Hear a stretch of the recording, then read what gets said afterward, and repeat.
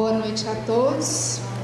Primeiro eu queria parabenizar a iniciativa, as duas iniciativas, tanto da mediação quanto das oficinas de parentalidade, porque, principalmente sendo feito por mulheres, que a gente assume várias funções durante o dia, a tendência é reclamar, que está muito cansado, que não tem tempo, que não tem jeito de fazer nada, mas vocês estão aí assumindo mais essa função e trazendo alguma coisa que é muito importante socialmente.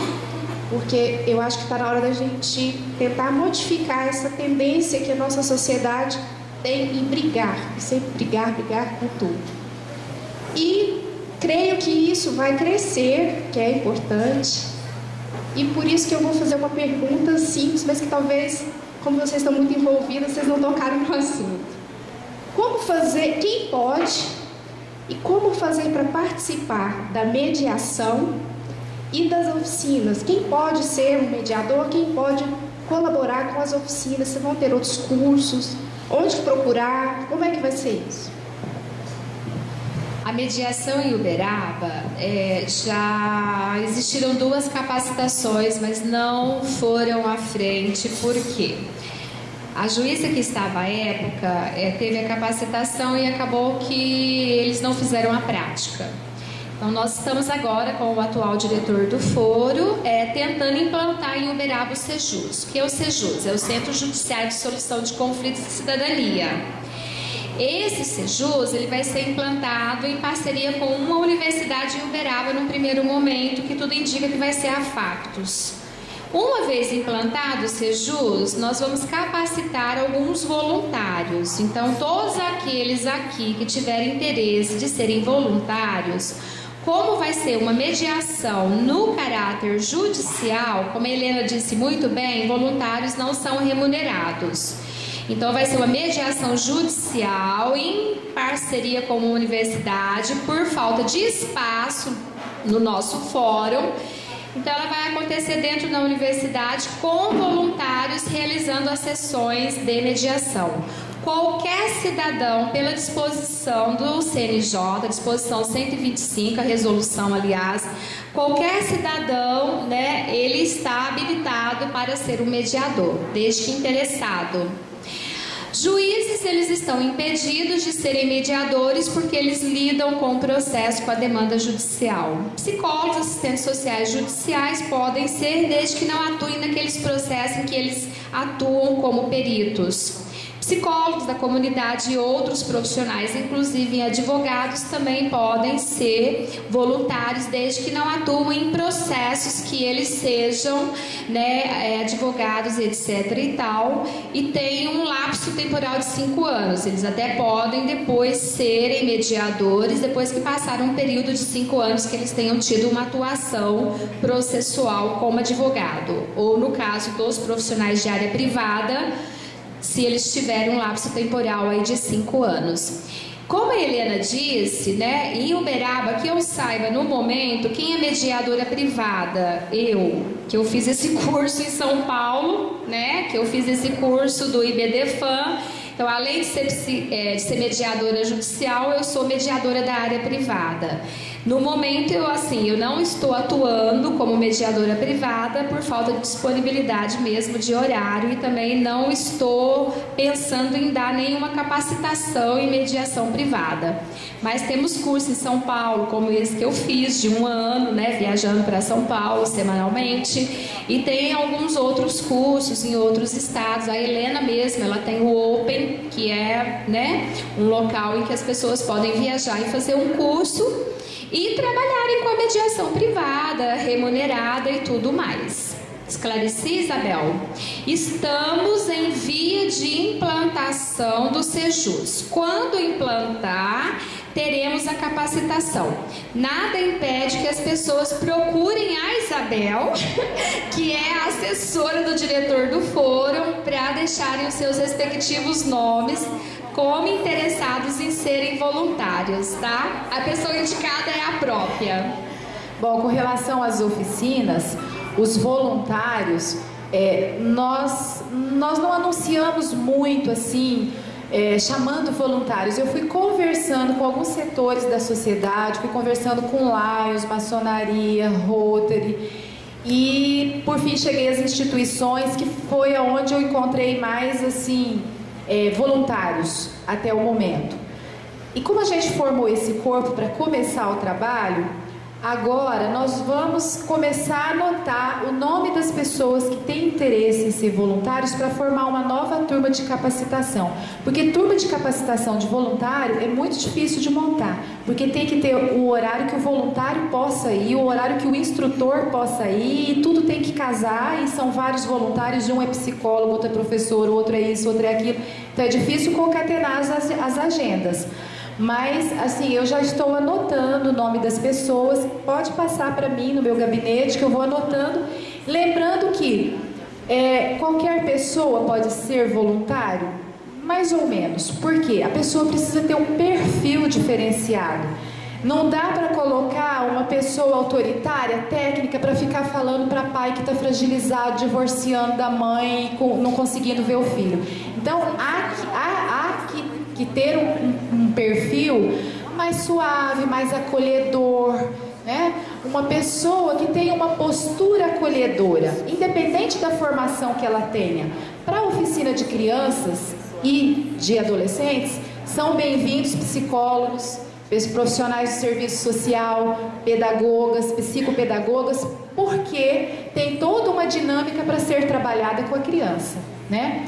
E com o adolescente. Então, mas independente da formação que tenha, precisa de ter esse perfil mais acolhedor que a família precisa naquele momento. Normalmente se avalia esse perfil durante o trabalho, né? Porque tem várias dinâmicas, são várias técnicas que você vai avaliar no decorrer da formação e mediação e tudo mais. Mais alguém gostaria? Sandra. Boa noite a todos. Marli, a título de esclarecimento, aproveitando o público que temos aqui hoje, eu acho que seria interessante falar um pouco sobre, porque estamos falando aqui da mediação em termos de família, mas abriram falando da mediação privada. E dentro do judiciário, quais os outros tipos de processos que podem ser enviados para mediação? Até já conversamos um pouco com relação a isso, só para termos de esclarecimento, para trazermos a mediação para um assunto mais palpável, mais no dia a dia. Acho que seria interessante abordar um pouco essa questão. Quando foram capacitados esses primeiros em Uberaba, né, abriu-se uma demanda dos processos de varas cíveis e juizados especiais, né, da doutora Cíntia Thaí. Ela acolheu muito bem esses voluntários e também nas varas cíveis, porque tinham muitos estudantes. A gente pensou numa demanda de menor complexidade para estar começando, mas houve um pouco de inversão, porque alguns juízes tinham dificuldade de compreender, né? Isso não aconteceu no juizado especial, mesmo porque lá todos os casos, até mesmo a Alessandra colaborou muito nos encaminhamentos, porque havia sim uma relação de persistência das pessoas ali, uma relação de continuidade. Agora, algumas demandas cíveis, a outra parte processual era o banco, era a empresa. Então, esses procedimentos são procedimentos mais indicados para uma conciliação, porque não há uma relação de continuidade no tempo. Então, é muito difícil trabalhar mediação, porque mediação trabalha muito com a questão da comunicação, dos afetos. As pessoas têm que ter um mínimo de relação de continuidade no tempo. Então, são as relações de vizinhança, são as próprias relações, né, interfamiliares. Às vezes não são necessariamente relações intrafamiliares, mas talvez interfamiliares, né, rupturas de relacionamentos amorosos. Às vezes nem foram companheiros ou marido e mulher, mas teve a questão do namoro, né? Muitas mulheres inconformadas com a ruptura do namoro vão lá e espancam a namorada atual, né? A gente tem muitas coisas assim. Então, esses casos são bem-vindos, porque muitas vezes tem filhos, né? E vai persistir aquela relação no tempo. Então, sempre a demarcação é essa, que persista alguma relação. Porque esses outros casos que envolvem bancos, que envolvem empresas, são relações mais frias, né? Você concorda, Helena? São relações mais frias e eu vejo que a conciliação teria uma aplicabilidade muito melhor do que a mediação. Agora, nada que impeça que você faça uma abordagem e às vezes com uma intervenção apenas você faz uma boa composição. Não foi propriamente uma intervenção em mediação, mas você faz uma boa intervenção ali, que eu chamaria de uma conciliação melhorada, porque houve uma comunicação, houve o estabelecimento de um diálogo, no caso, uma comunicação não violenta. Então, são essas demandas processuais, doutora Sandra. A Helena quer. Em 2004, nós, que inclusive é objeto desse livro que está aí fora, nós montamos o setor de mediação do Fórum de Santana, que é um lugar, é um distrito de São Paulo, da cidade de São Paulo, capital. E nós começamos na família e na infância. Em 2010, nós tínhamos mediadores que gostavam de trabalhar com empresas. E aí nós montamos então uma outra sala daquele mediador que tinha mais perfil empresarial, né? Então a gente trabalhou com dissolução de sociedade, extinção de condomínio, enfim, questões da área civil, mas que envolvem empresas, né? Questões de ruptura entre sócios, briga entre sócios, né? Então foi um trabalho muito bacana, muito produtivo e que no começo tem uma certa resistência, né? Mas quando um juiz vai contando para o outro do resultado, vai meio boca a boca. E hoje não mais, porque nós temos o Sejusc lá em Santana e que é incompatível com o projeto que nós tínhamos feito, né? Pelo número de horas, pela capacitação do mediador, pelos inúmeros cursos que nós éramos obrigados a fazer, pela qualidade. A mediação judicial, ela é muito difícil de fazer, gente. Nós estamos pegando o que é de pior no ser humano, por incrível que pareça. Nós estamos pegando assim a escalada do conflito lá em cima. Então, se você não tem uma habilidade, né, se você não tem uma boa capacitação, você vai ficar, como dizem os meus alunos, paralisado. Você não sabe o que faz, né? Desculpa. Mas é um paliativo. Ainda é melhor que a judicialização. Eu quero fazer uma pergunta para a Helena. Eu vou só fazer uma intervenção aqui. Ô Cláudia, você já pode ir servir no coquetel? Porque eu estou preocupada que tem muita gente levantando. Junto com esse debate, vamos servindo o coquetel? Vocês concordam? Tô doidinha para beber. Eu acho que porque vai atrasando muito e depois vamos fazendo isso. Eu acho bacana o interesse, mas vamos servindo as mesas. Tem uma batidinha legal, tem um escondidinho. Não vão embora não, tá bom? Auxiliei? Não. Intermediei.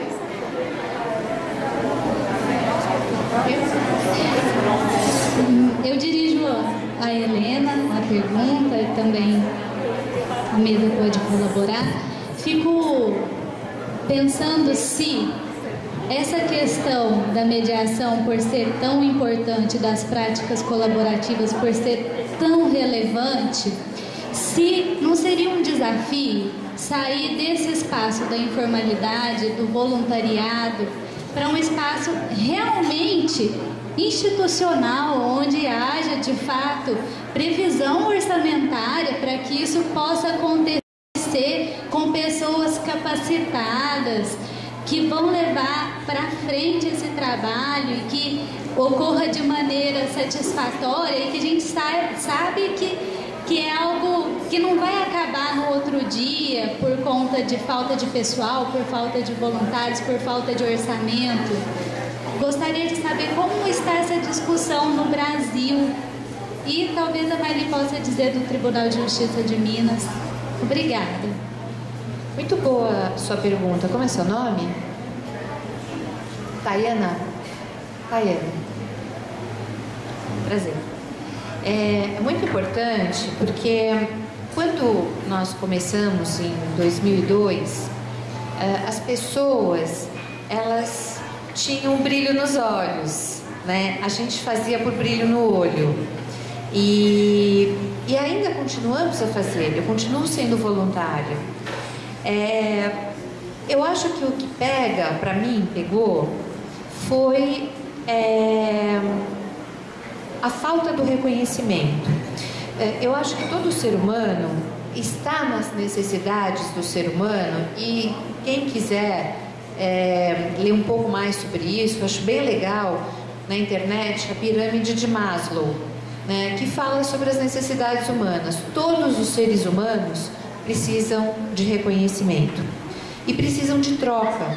Então, quando você está fazendo um trabalho que tem troca, então você tem ou aprendizado, ou você tem profissionais, que nem no meu caso, por exemplo, quando eu comecei, eu convivia com muitos, eu sou advogada de formação, eu convivia com muitos psicólogos, eu aprendia tanto, era tão bom, aquilo era maravilhoso, eu olhar ou escutar um outro lado. Eu estava ouvindo agora a Marli falando, né?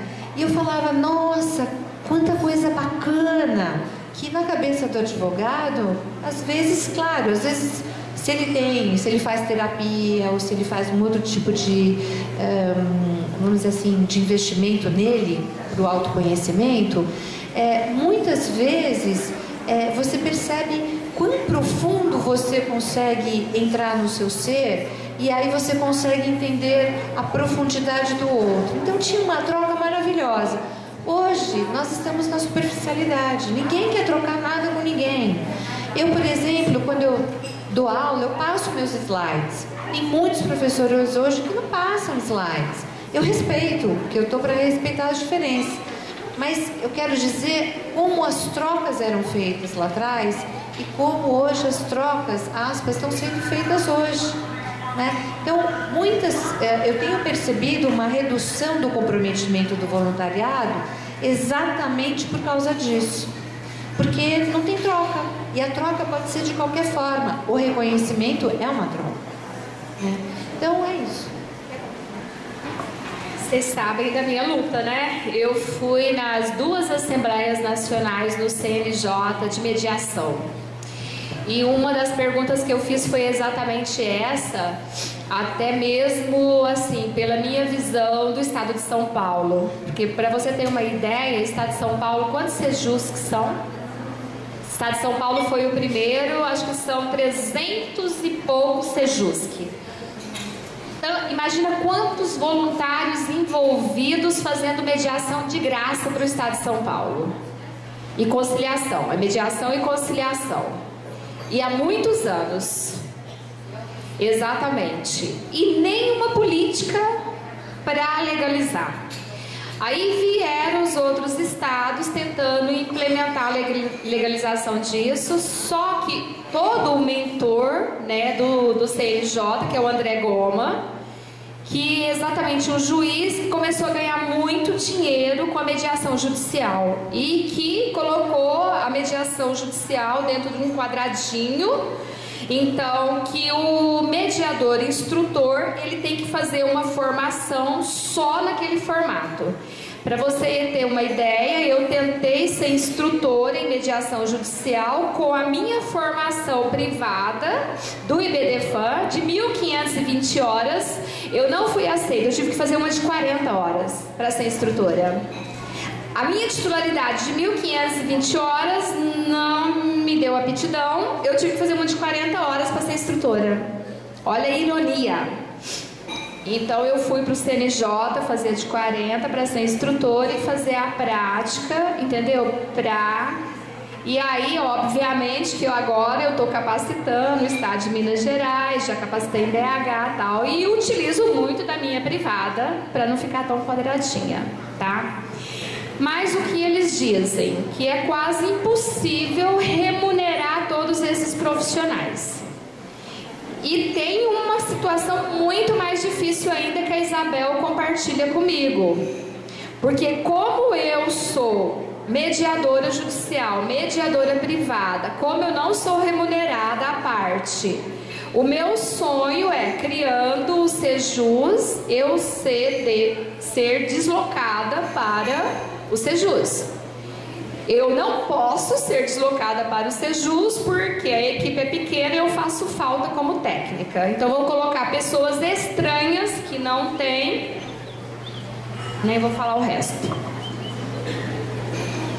Eduardo Jardim. Boa noite a todos. Gostaria de inicialmente externar a minha satisfação. É a primeira vez, fiquei bastante feliz pelo que ouvi. Eu acho que vai ser uma experiência que futuramente vai ser implementada, com certeza, não tenho dúvida, mas eu acho que de forma hoje mais palpável, com todo respeito, eu acho que essas oficinas de parentalidade, eu acho que elas estão mais próximas de conseguir resultados mais imediatos, porque nós advogados, nós temos, não que nós somos demandistas, muito pelo contrário, é claro que nós somos procurados e como tal nós devemos desempenhar o nosso papel. Mas é claro que o advogado é o primeiro juiz da causa e ele é que deve procurar eliminar os conflitos, tentar primeiramente obter a reconciliação de um casal, ou se negativa a conciliação e buscar os melhores resultados para evitar o litígio, que ninguém aguenta mais. Nós sabemos as dificuldades que vocês, assistentes sociais, e vocês, psicólogos, têm com uma estrutura tão pequena, com um número tão reduzido que o Tribunal de Justiça disponibiliza, com um volume tão grande de processos de família em que tem que se realizar estudos psicossociais.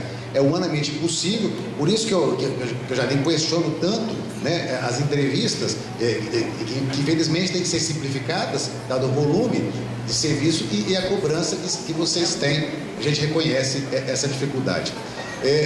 Essa questão da mediação, vai haver há uma resistência, evidentemente, no começo, porque tudo que é novo, é normal que isso ocorra, né? Nós tínhamos o modelo dos juizados informais, que funcionou por um certo tempo, não foi muito adiante, depois ele veio por imposição legal da lei 9.099/95, trouxe resistência no início, críticas, mas hoje é refúgio. Eu resistia muito. Hoje eu tenho que ir, porque eu sei o tanto que demora uma demanda na justiça comum, né? Então ali é muito mais, o resultado é muito mais eficiente, uma duração menor de tempo. Bom, a questão que eu gostaria de perguntar, que eu mais falei, é o seguinte: vale para as mediadoras e vale também para a doutora Miralda, que está implementando essa oficina. Porque a gente sabe que essa oficina ela vai para dentro dos autos, de repente um convite, não? Só o convite sim, fica claro. nos autos. Não, o resultado, evidentemente, pode vir como prova que vai ajudar ou prejudicar as partes. Eu acho que é melhor ficar reservado mesmo. Mas o que eu gostaria de saber é o seguinte: eu falo até para meus alunos, gostaria de agradecer a presença deles hoje, aqui nesse espaço, que o melhor título executivo que nós temos, judicial, é aquele que vem das partes. Porque a melhor sentença é a sentença que as partes submetem ao juiz para homologação, porque isso é espontâneo, isso aí é da vontade delas, não é uma imposição que vai gerar uma insatisfação de uma, da outra, das duas partes. Não é verdade? A gente sabe que o juiz é um ser humano falível, né, que nem sempre poderá julgar conforme será da satisfação das partes. O que eu quero saber é o seguinte: se vocês pensam, ou se já existe projeto para que isso, quando estiver bem aperfeiçoado, de ser extrajudicial, no sentido de que, por exemplo, eu tenho uma situação de um dissenso do casal, se poderia isso não vir dentro dos autos. Então, de repente, vamos sugerir, a doutora Miralda sugere que sejam as partes convidadas para a oficina da parentalidade. O senhor quer extra autos, antes do processo? Antes do processo, para depois, gostaria se isso vai ser implementado, pode ser implementado, se pode, por exemplo, haver um espaço entre as secretarias, por exemplo, municipais ou estaduais de assistência social, por exemplo, nas situações que particularmente tem mais conflitos, né? Chamar esse público para extrajudicialmente resolver isso, depois apresentar apenas a solução para o juiz homologar.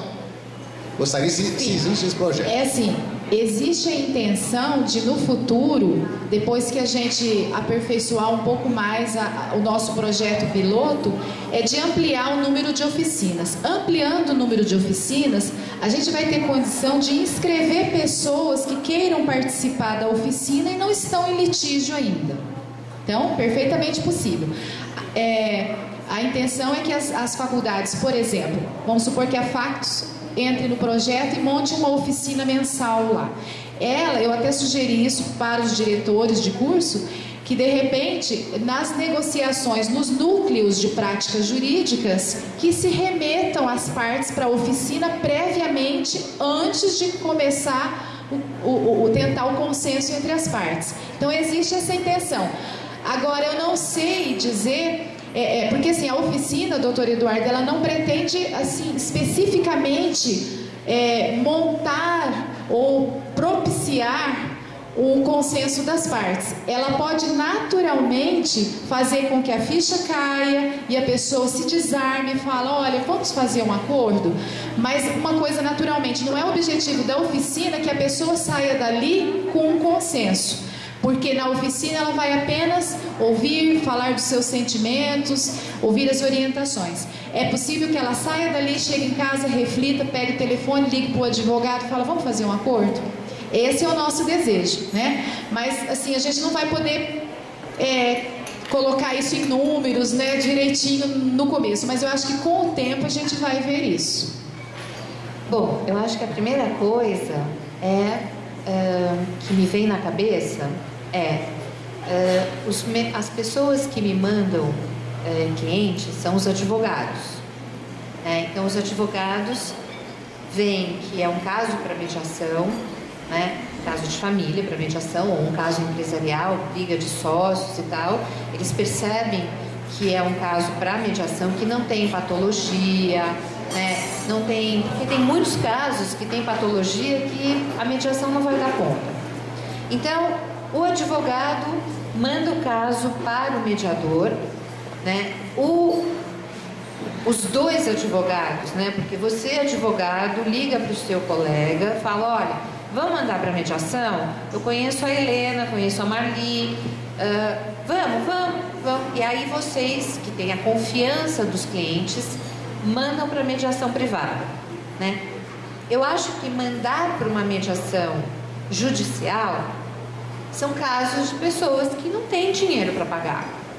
E me permita, eu não sei como é que a oficina aqui vai ser em Uberaba, mas em São Vicente são casos de extrema pobreza, pessoas que eu presenciei várias vezes as 3 salas, tanto dos adultos, quanto dos adolescentes e quanto das crianças, e você percebe que as pessoas estão vivendo um grau de vulnerabilidade muito grande, né? E é por isso que então vem o serviço.